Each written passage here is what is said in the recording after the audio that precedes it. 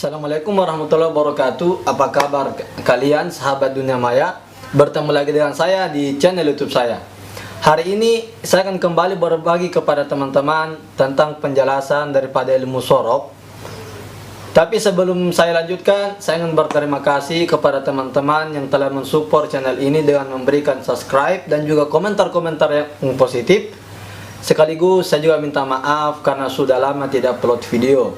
Perlu teman-teman ketahui, saya juga sebenarnya masih berstatus sebagai santri. Jadi hanya bisa buat video atau punya waktu kosong ketika libur panjang saja. Langsung saja kita lanjut pembahasan bagian ketiga daripada menguasai fi'il madhi dengan menggunakan 5 jari. Sebelum kita pindah kepada rumus jari, di sini saya telah membagi tasrif lugawi ini menjadi 3 bagian. Bagian pertama, bagian kedua, dan bagian yang ketiga. Bagian pertama ini adalah domir goib, yang mencakup domir goib dan goibah. Yang kedua adalah yang mencakup tentang domir mukhatab. Yang ketiga domir mutakallim. Yang ada di dalam domir goib itu ada 6. Ada yang muzakkar, ada yang muannas. Kemudian yang mukhatab begitu juga. Yang tiganya mudzakkar, yang tiganya muannas. Kemudian yang untuk bagian mutakallim itu dia bebas apakah yang mutakallimnya adalah muzakkar ataupun muannas. Nah, sekarang kita pindah kepada rumus jarinya untuk lebih mudah. Baik teman-teman, di sini ada rumus jari yang telah saya gambar. Cuman kalau gambarannya sedikit aneh, saya minta maaf karena memang mungkin saya tidak punya bakat menggambar sejak kelahiran. Di sini kita akan membagi tasrif lugawi yang kita jelaskan tadi di dalam bentuk kelima jari, di dalam bagian daripada jari-jari kita. Yang pertama kita bagi menjadi 3 bagian, yaitu mufrad, tasniyah, dan jamak. Di sini saya telah menuliskan mufrad, tasniyah, dan jamak. Maksudnya adalah semua fiil yang ada di bagian bawah itu adalah mufrad. Kemudian yang berada di bagian kedua daripada garis jari kita itu adalah tasniyah. Jadi domirnya menunjukkan domir tasniyah. Sedangkan yang ada pada bagian paling atas atau bagian tertinggi daripada garis jari kita itu domirnya adalah domir jamak. Sekarang kita mau membedakan yang mana mufrad muannas, yang mana mufrad muzakkar. Tapi sebelum itu agar lebih mudah kita membaginya menjadi domir yang goib, mukhatab, dan mutakallim. Goib, mukhatab, dan mutakallim. Kita bagi menjadi 3 bagian seperti bagian pertama tadi yang telah kita jelaskan di awal. Bagian pertama, bagian goib itu ada 2. Yang pertama muzakkar, jari kelingking itu yang muzakkar. Kemudian jari manis yang muannas goib. Selanjutnya mukhatab, jari tengah mukhatab, muzakkar, muzakkar mukhatab maksudnya. Kemudian jari tunjuk muannas mukhatab. Yang terakhir ibu jari itu kita tempatkan di situ domir mutakallim. Nah, sekarang kita bahas kembali apa maksudnya dan bagaimana caranya agar lebih mudah kita ingat tanpa harus mentasrif dari awal fa'ala, fa'ala, fa'alu. Cukup dengan mengingat rumus jari ini kita langsung bisa menentukan. Kalau misalnya kita ditanya oleh guru apa domir dari fa'alta, kita langsung mengatakan anta, tidak mesti ditimbang dari awal lagi. Fa'ala, fa'ala, fa'alu, fa'alat, fa'alata, fa'alna, fa'alta, fa'altuma, fa'altum, fa'alti, fa'altuma, fa'altunna, fa'altu, fa'alna. Fa'ala berada pada jari kelingking. Dia pada barisan mudzakkar goib. Berarti fa'ala adalah fi'il madhi, domirnya mufrad mudzakkar goib. Yang kedua, fa'ala. Apa domir dari fa'ala?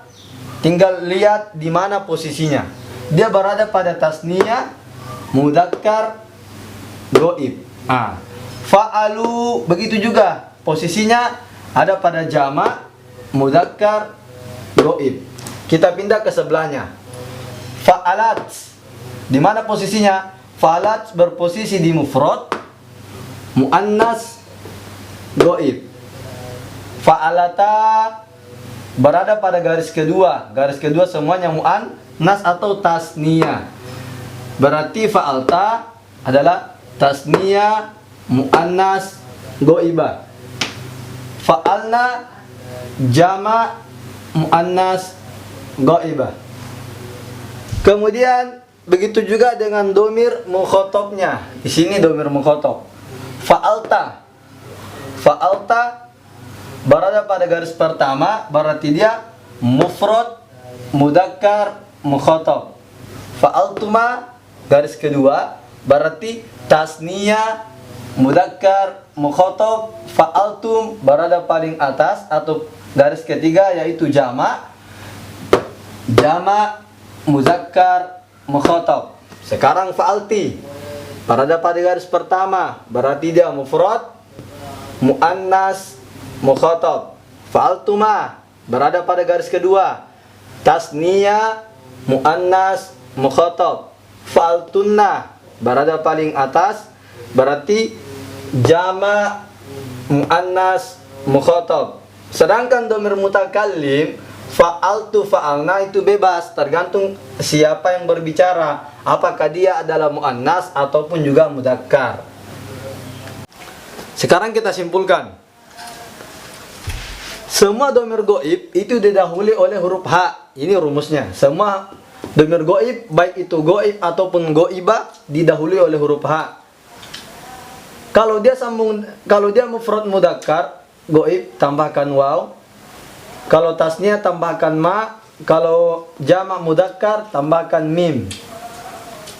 Kalau dia mufrad muannas tambahkan ya. Tasniyah muannas tambahkan ma.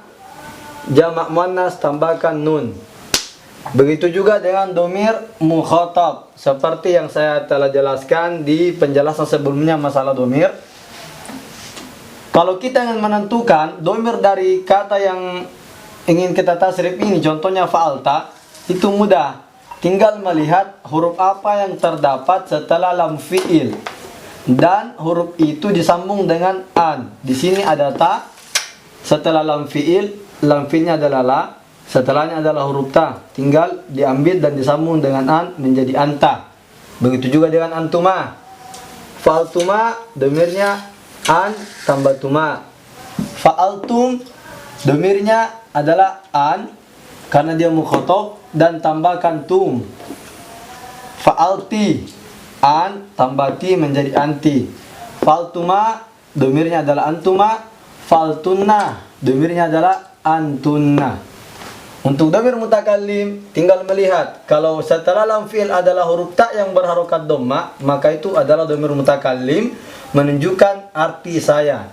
Sedangkan jika setelah lam fi'il adalah huruf na yang panjang, maka menunjukkan domir nahnu. Itulah kesimpulannya, mudah-mudahan ada manfaatnya. Cukup sekian dulu dari saya. Kita bertemu kembali di video-video yang akan datang. Assalamualaikum warahmatullahi wabarakatuh.